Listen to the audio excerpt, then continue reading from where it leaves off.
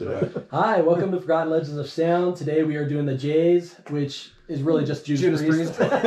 So what are you gonna do? I mean, make more J metal. Yeah.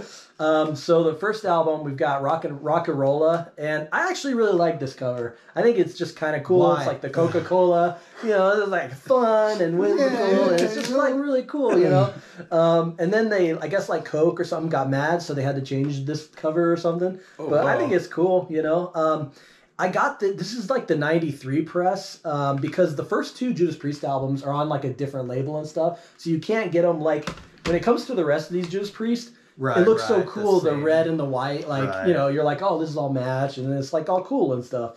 But those first two, like you can't get them from, I guess it's like Columbia or Epic Records or something. So you have to get all these ones. But anyway, it's kind of cool. And then we also got Sad Wings of Destiny from Judas Priest. This is, looks all silvery and stuff. Kind of cool. I remember the RCA. This is the one that Halloween was on, too, in the United States. Halloween was on RCA. Yeah. I think RCA is probably the U.S. press of a lot of these kinds of things. Yeah, could be. Alrighty. And then we've got Sin After Sin from Judas Priest. So, kind of cool, Judas Priest is one of those bands that we got into in high school, but not that deep. It was more of the greatest hits kind of stuff. And then I remember, and here's Stained Class. I remember it was in Virginia like 5 or 6 years ago. I saw a ton of their albums for really cheap, and I was like, man, should I pick those up? And then I went home, and I was like, no, I'll pick them up next time I swing by. And then I went in there. There was literally like 8 of them for like $2.99 each and stuff. And then they're all gone, and I was just like, gosh, I'm so stupid. So like it was only like a few years ago that I started like picking up all their actual albums and like kind of diving deeper into them.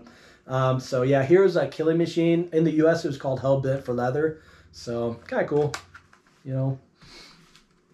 And then we got British Steel from Judas Priest.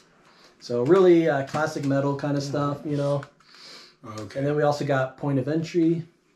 Were you looking for a song or? Yeah, because you see that cover all the time, and I'm not super familiar with Judas Priest, but you're like, what's on here? I know a little bit, Yeah. And then here's Screaming for Vengeance from Judas Priest. This one Kevin picked up. You picked it up, I don't know, like 10 years ago or something. Yeah, 10 years ago, something like that. It's probably in 2011 or 12, somewhere around there. Yeah. Got it used. That one's pretty good, though. That one's probably one of my favorites. Here's Judas Priest, Defenders of the Faith. Some good songs, but I don't know, not one of my favorites. Then we got Judas Priest with Turbo. And then we got Judas Priest with Ram It Down. So, There's so much like that song, Ram It Down, has so much it feels such a power metal song to me. Yeah. It just like doesn't the that solo album section have Blood Red Skies on there too or something? I think the album has that song. Yeah. Blood Red Skies. One's pretty dope. I like Blood Red Skies. Yeah, here's Painkiller. So it's like even some of their weaker albums have some really good, what people claim is their weaker albums have some really cool stuff. That one's like I haven't listened to that one that much, to be honest. Like, I know everyone loves it, but for me, like, I always wanted to absorb more of the 80s and 70s stuff first before I moved on, and it's just taken forever. This is like a greatest hits. This is Metalworks 73 through like 93. And that's what we got back in high school. That's what I got familiar with back in the day. So yeah.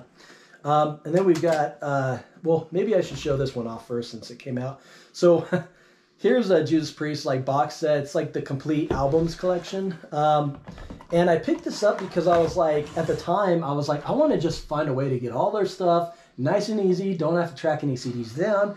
And then I found out that these are the 2001 reissue, like remastered ones, So the sound is like a little bit different. And then it's got all the, booklets or the CDs from all these albums. So maybe I don't have to go through all of them. But it's also got like live albums and stuff. There's like 15 or something albums in here. Angel of Retribution, Nostradamus, Touch of Evil. Anyways, I got this first, and then I was kind of like, because you had Screaming for Vengeance, and then I was like, man, I don't want the remastered. I don't want the remastered. I want to hear how it sounds on those old school ones instead. So then that's what motivated me to pick up the actual albums. But, this is still kind of cool. More of a collecting thing, more than anything. This is more of a collecting thing, because honestly, I'm not so huge into Judas Priest that I'm like, I gotta listen to the remaster and the original just to compare the two and how they sound. Like, I'm like, I don't really care. And then here's Redeemer of Souls from Judas Priest. And then here's Judas Priest with Firepower. So kind of cool. And then here's the only other band in the Jays. This is Judicator at the Expense of Humanity. So kind of power metal, heavy metal, traditional metal kind of stuff. So. And these guys, I checked out probably like 7 years ago. I think this album was fairly new at the time. And I remember listening to it and being like, oh man, this sounds pretty good. And normally I get into like the European power metal stuff, but like these guys are from the United States, and I was like, oh, okay, that's kind of cool. Yeah. So one day I was like, hey Kevin, this album's really cheap from someone I'm buying a bunch of others, so should I pick it up? And Kevin's like, yeah man, pick it up. So that's why we got that one. So cool. That was the Jays. All right. We did it. We done did it. That's it. Did it.